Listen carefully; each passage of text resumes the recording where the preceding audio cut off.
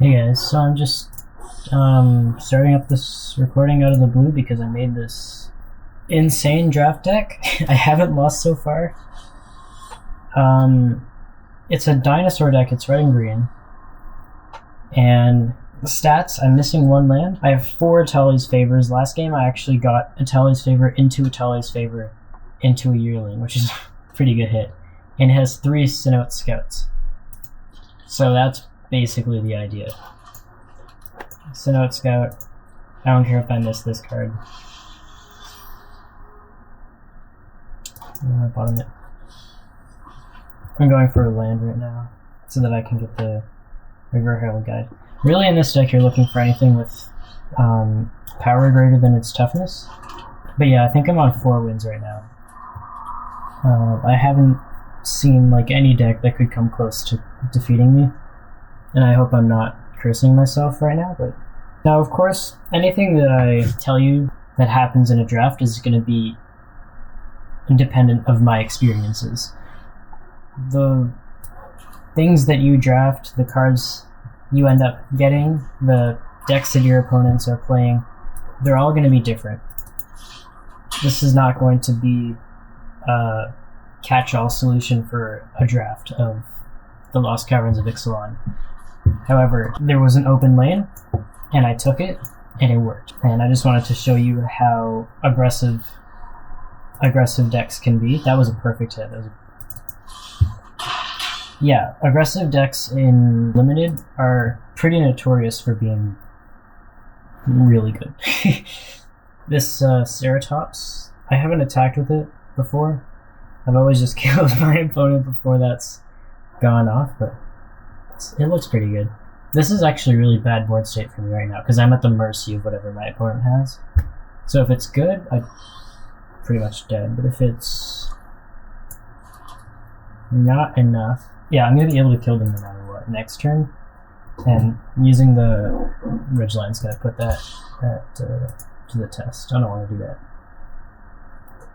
Okay.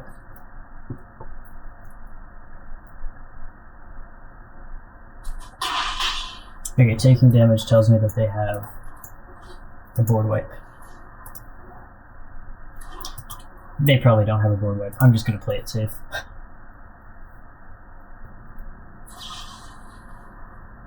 Discarding. That's fine. Glad that they're emptying their hand. A snail? Okay. Unless they're able to make it really big, that doesn't do anything.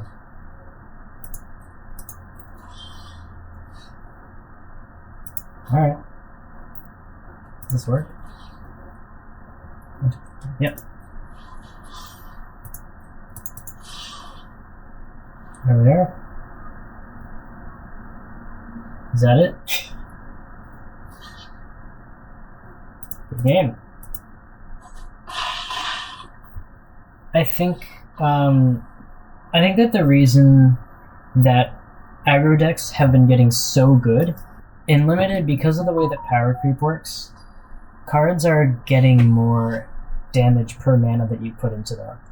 I made a video previously about how one card is the equivalent of a lightning bolt. Here, this is a good example. And now it's a 2/2.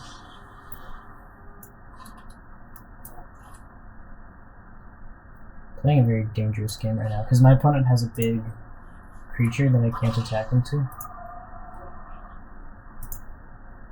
This could be the deck that kills me. I've seen this deck do horrible things. Yeah, it's looking like the end for me.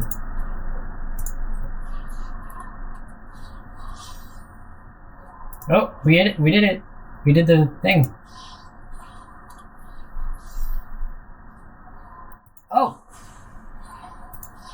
Yes! What a hit! That was cool. Thanks. Yeah, I put 4 Atali's Favors, hoping that would happen.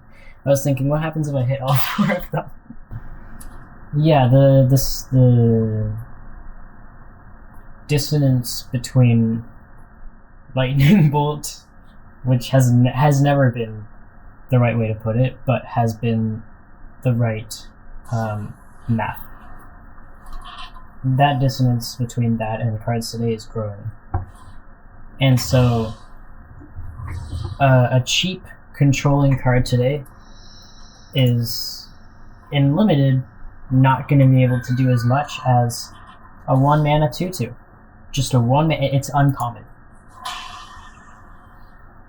They're adding more base power and toughness, and they're adding more effects to the card. You can't have those two things. It doesn't work that way.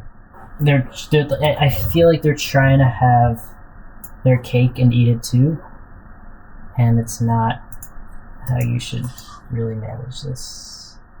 Like, power creep shouldn't work that way. The power can get bigger, the toughness can get bigger, abilities can get better, but you can't have all three. Or you can have power and toughness, you can have more power. You can't have all three. This is the first explore, so it's just gonna happen again. Yeah, that's good. That thing is with the explore that your opponent gets to see the card, which is why Cenote Scout is so good. At turn 1, that doesn't matter. Like, imagine that the other card that they're seeing is Cenote Scout. I mean, then that's just like conceding territory, right? Oh, ouchie. Are they out racing? I still have swamps in this deck. I took out the 1 black card in this deck, but I still have swamps. I don't know, I think I can push through. If I get the other 2 Tally's favors with this one, and then whatever I need. Yeah, oh, they have a wonder. Never mind, that was wrong. Yeah, this is death.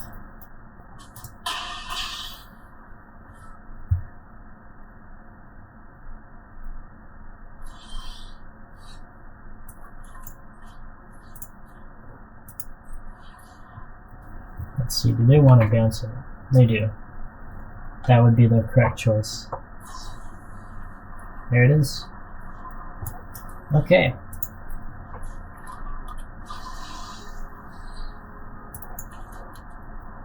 Dirge line pass. I can still kill in a cancel, but I can't do it without dying, so that sounds like game over. I think that the 2 decks that really have the power to do what just happened are the 2 decks that are playing. Explore. Anything that can run Cenote Scout is necessarily busted. That's just my opinion, but every time that I've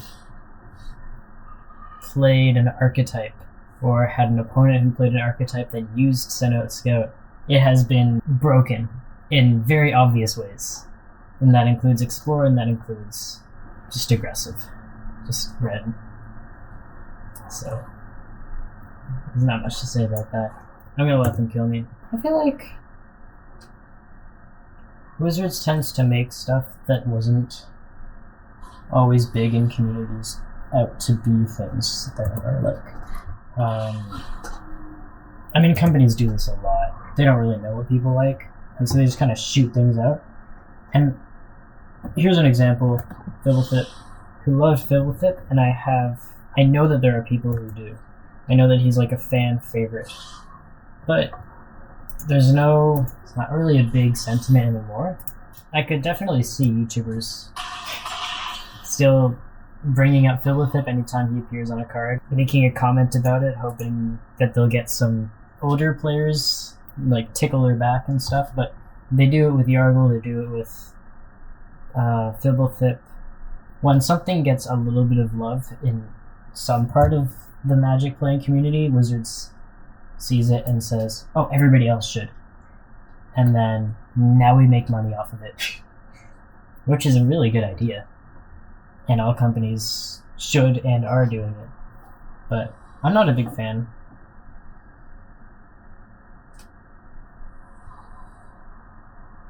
And there's definitely like a wrong way to do it. This is such a good hand.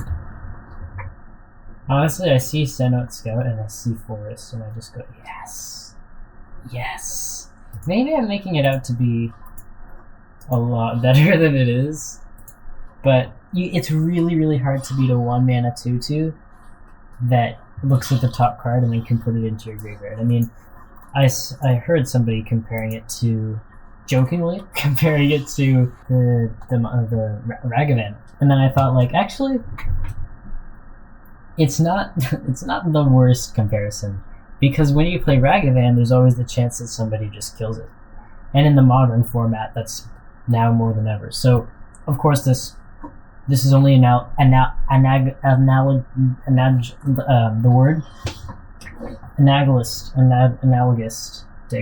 to specific formats, where in draft, Cenote Scout is Ragavan on steroids, because in modern, you play Ragavan, it gets killed, you're done. Of course, yes, he has dash, but that's a different story. Whereas Cenote Scout, if you play it at any time in the game, it's either a 2/2 or it draws you a card. Either way, you get to look at the top card and get rid of it, or if it's a land, just keep it, which is... Whew, I keep forgetting to take out swamps. You know, the problem with Ragavan is it's a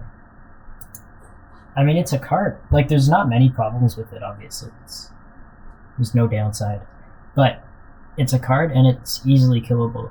And Cenote Scout is the same way, but even if you kill it, it's done its thing. It's got its value. And it can have 2 toughness, which actually means that it dodges most of the things that are killing Ragavan in Modern. So the comparison's not bad. I think that it's fine to say Cenote Scout is the Ragavan of Limited. Crazy how, like, good cards change entirely based on the format.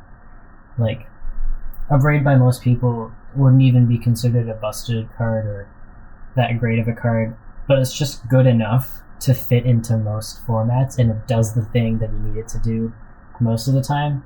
And so if you see it in a format, it's gonna get played in some deck or some sideboard or something. A Braid the Pirates or a Braid the Minecart. I think it's the Pirates, because they can't block with it. Yeah, I'm not worried about them attacking me, I'm just worried about them blocking. I am sad that my Poison Dart doesn't get to cast a Rampaging Ceratops next turn. So, there it is. There's the crew. And then there's the attack, the treasure, there's the value.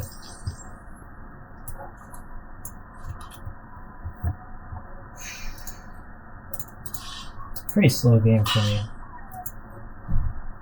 If I just keep killing stuff, it should work out.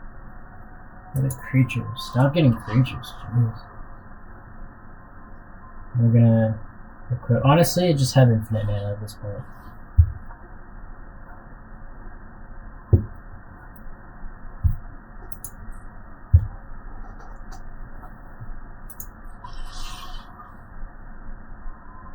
You gonna equip that? You gonna do it? Ooh, nope.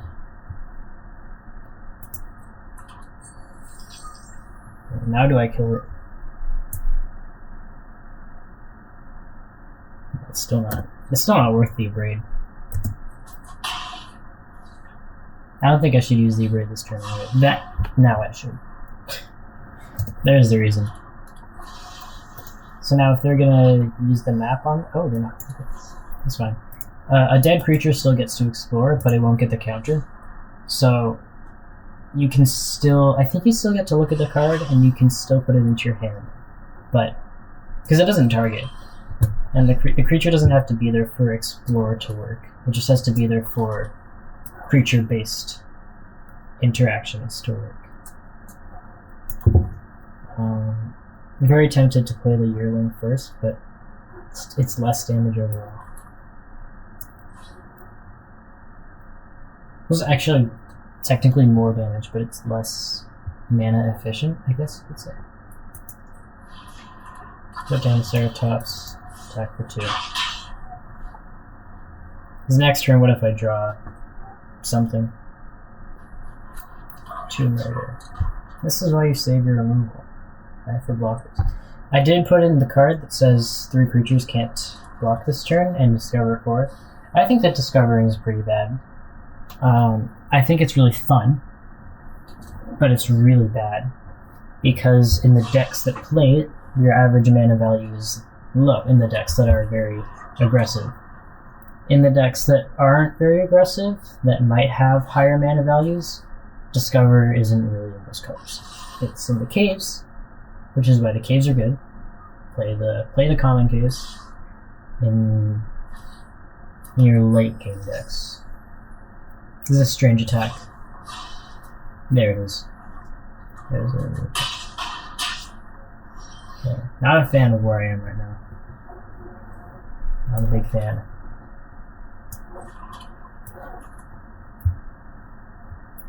Let's play the Yearling. And the Ceratops. Let's show them that we can get a bunch of damage in.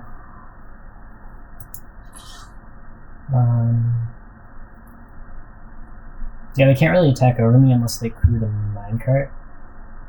But even then I can just kill it with the Yearling. So that's going. They're gassed out. That's looking good. How much is that? 6 mana? Well, it's only... Oh, it's a 6/6. Yeah. Yeah, I have to start preventing damage. Simply because they're gassed out. I really hope I can make this thing either explore or just find a way to kill this. I have... Oh, I used my tutors. I have the thing that says, like, target creature explores twice. And then I have... Okay. Deals... Judge greater. Attack with the poison. I could keep the poison dart frog open. It's probably the way to go about this. I'm very stable. There it is! Now they see it. Yeah. Let's keep that. Ridgeline.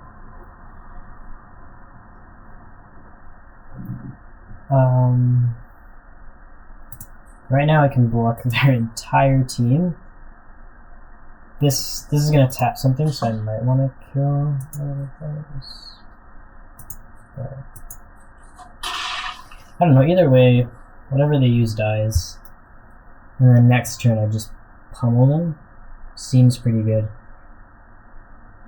I'm gonna go for the removal now, just to make sure that what I just said will happen.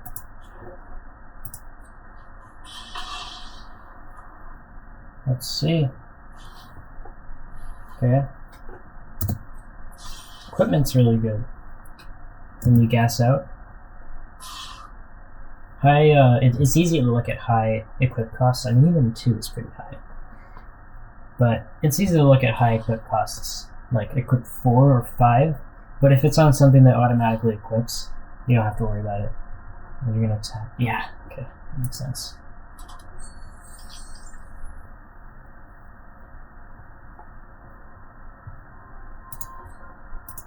I'm gonna assume what you have in hand is not gonna kill it. No, okay. Really big. Okay, that's fine.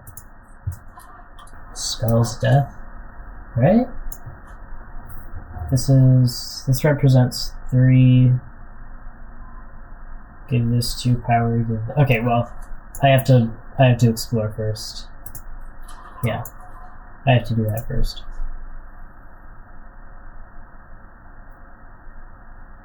This is better damage distribution.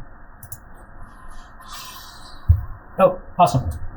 We hit it. We're good.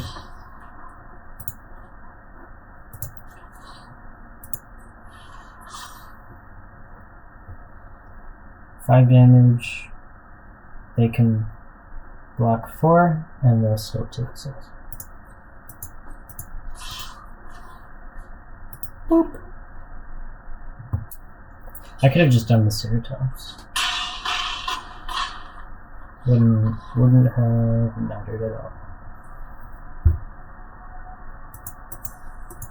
Technically, that would have been more damage if I explored the frog, but who cares, we won. 2,200 gems and 6 packs. I'm going to also share another quick fact that I don't know if it's fact, but take a look at my profile, look at my rank. Limited, I'm gold. Oh, that's cool. Constructed, I'm bronze. This doesn't mean anything. I don't play constructed. This does. I haven't played limited since rank rotation. I don't know what it's called. Where they give you your new rank and it's like one lower than what you have. I haven't played limited since then. And so whatever rank I have is lower than the rank that a person with the same win-loss ratio as me should have. Specifically for this set. I don't know, I'm just really good with this set. But on top of that is the fact that I'm playing against opponents who are at the same rank as me, which means that they're at a lower level. Play your games after your ranks go down. Play your drafts, get your gems, because you're probably going to end up with opponents that are worse. If you haven't played in a while, just go ahead, try it. You'll find that you're probably going to win a few games. Once your rank goes up, take it easy. Don't keep going. You'll lose against the house. It's just economics, baby. Yeah, that's all. Thanks for watching.